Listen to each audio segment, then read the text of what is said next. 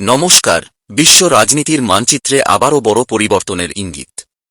পুরনো বন্ধুত্ব, নতুন সমীকরণ আর অর্থনৈতিক স্বার্থের সংঘর্ষ সব মিলিয়ে এক নতুন অধ্যায়ের সূচনা যেন চোখের সামনে। আজকের এই বিশেষ বিশ্লেষণে আমরা বিস্তারিতভাবে দেখব ভারত, রাশিয়া এবং যুক্তরাষ্ট্রকে ঘিরে যে নতুন ভূরাজনৈতিক সমীকরণ তৈরি হচ্ছে তা ভবিষ্যতে কোন দিকে গড়াতে পারে, এবং এর প্রভাব কেবল তিনটি দেশের মধ্যেই সীমাবদ্ধ থাকবে নাকি তার প্রভাব পড়বে সমগ্র এশিয়া ও বৈশ্বিক অর্থনীতির ওপর, সেটাও বোঝার চেষ্টা করব। গত কয়েক মাসে আন্তর্জাতিক কূটনৈতিক মহলে একটি বিষয় বারবার আলোচনায় উঠে আসছে। যুক্তরাষ্ট্র ও ভারতের মধ্যে সম্পর্কের ঘনিষ্ঠতা দ্রুত বেড়েছে। বাণিজ্য, প্রযুক্তি, প্রতিরক্ষা এবং জ্বালানি সহযোগিতায় নতুন নতুন চুক্তি সামনে এসেছে। এই পরিস্থিতি রাশিয়াকে স্পষ্টভাবে উদ্বিগ্ন করে তুলেছে, কারণ কয়েক দশক ধরে ভারত ও রাশিয়ার সম্পর্ক ছিল অত্যন্ত ঘনিষ্ঠ। প্রতিরক্ষা সহযোগিতা থেকে শুরু করে জ্বালানি সরবরাহ, বহু ক্ষেত্রে দুই দেশের পারস্পরিক নির্ভরতা গড়ে উঠেছিল। কিন্তু এখন প্রশ্ন উঠছে, এই সম্পর্ক কি আগের মতো শক্ত থাকবে? রাশিয়ার উপরাষ্ট্রমন্ত্রী সম্প্রতি এক বিবৃতিতে আশা প্রকাশ করেছেন, যুক্তরাষ্ট্রের সঙ্গে ভারতের নতুন বাণিজ্য চুক্তি যেন মস্কো ও দিল্লির সম্পর্কের ওপর নেতিবাচক প্রভাব না ফেলে। এই বক্তব্য থেকেই বোঝা যাচ্ছে রাশিয়া বিষয়টিকে অত্যন্ত গুরুত্ব দিয়ে দেখছে।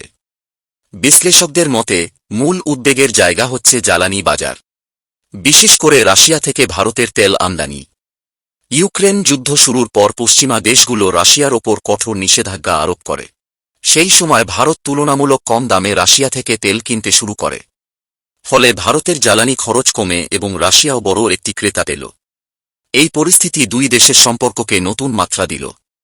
কিন্তু এখন আন্তর্জাতিক চাপ এবং নতুন বাণিজ্য সমীকরণের ফলে ভারত ধীরে ধীরে রাশিয়া থেকে তেল আমদানি কমাতে পারে, এমন আশঙ্কা তৈরি হয়েছে। এরই মধ্যে আরেকটি ঘটনা পরিস্থিতিকে আরও সংবেদনশীল করে তুলেছে। আফ্রিকার দেশ মালিতে একটি বড় লিথিয়াম খনি প্রকল্পে রাশিয়া বিনিয়োগের পরিকল্পনা করেছিল। লিথিয়াম এখন বৈদ্যুতিক গাড়ি ও ব্যাটারি শিল্পের জন্য অত্যন্ত গুরুত্বপূর্ণ। ভারত সেই প্রকল্পে অংশ নেওয়ার বিষয়ে আগ্রহ দেখালেও শেষ পর্যন্ত নিরাপত্তাজনিত কারণ দেখিয়ে সরে দাঁড়াল। আন্তর্জাতিক সংবাদ মাধ্যম এই সিদ্ধান্তকে রাশিয়ার জন্য কৌশলগত ধাক্কা হিসেবে দেখেছে। এতে প্রশ্ন উঠেছে, ভারত কি ধীরে ধীরে রাশিয়ার অর্থনৈতিক উদ্যোগ থেকে দূরে সরে যাচ্ছে? এদিকে রাশিয়ার পররাষ্ট্রমন্ত্রী সের্গেই লাভরভ অভিযোগ করেছেন, যুক্তরাষ্ট্র বিভিন্ন দেশের ওপর চাপ সৃষ্টি করছে যাতে তারা রাশিয়ার সস্তা তেল না কেনে।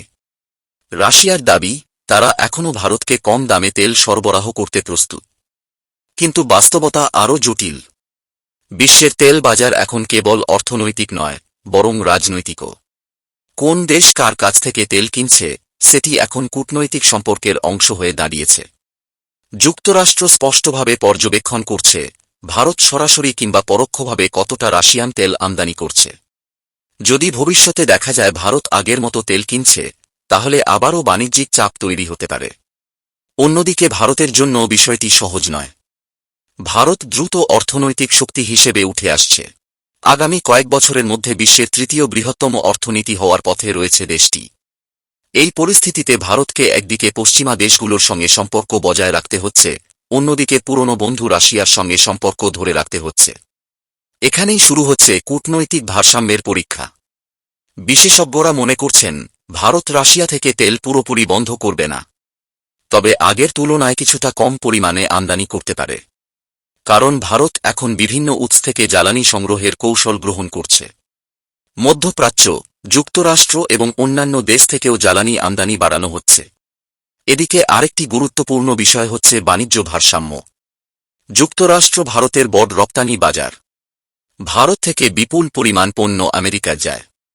অন্যদিকে রাশিয়া তুলনামূলকভাবে কম ভারতীয় পণ্য আমদানি করে।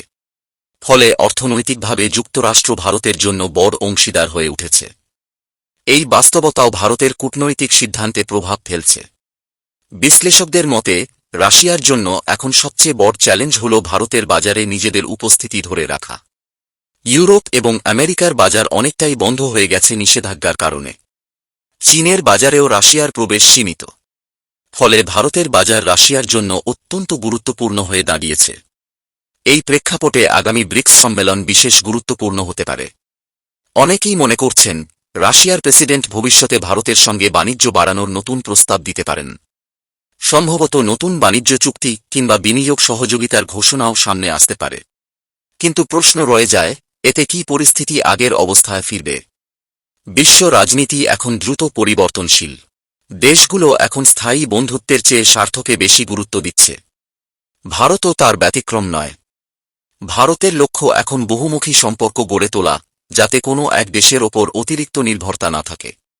ফলে ভবিষ্যতে ভারত, যুক্তরাষ্ট্র এবং রাশিয়ার সম্পর্ক কেমন থাকবে, সেটি নির্ভর করবে অর্থনৈতিক স্বার্থ, জ্বালানি নিরাপত্তা এবং কৌশলগত প্রয়োজনের ওপর। পরিস্থিতি এখনও পরিবর্তনের মধ্যে রয়েছে। নতুন চুক্তি, নতুন সিদ্ধান্ত এবং আন্তর্জাতিক ঘটনাবলীর ওপর ভিত্তি করে এই সমীকরণ আবারও বদলে যেতে পারে। একটা স্পষ্ট, আসন্ন বছরগুলোতে এই সম্পর্ক বিশ্ব রাজনীতির অন্যতম গুরুত্বপূর্ণ বিষয় হয়ে উঠবে। আমরা নজর রাখব এই পরিবর্তনের ওপর এবং নতুন আপডেট নিয়ে আবারও ফিরে আসব। আজকের আন্তর্জাতিক বিশেষ বিশ্লেষণ এখানেই শেষ করছি।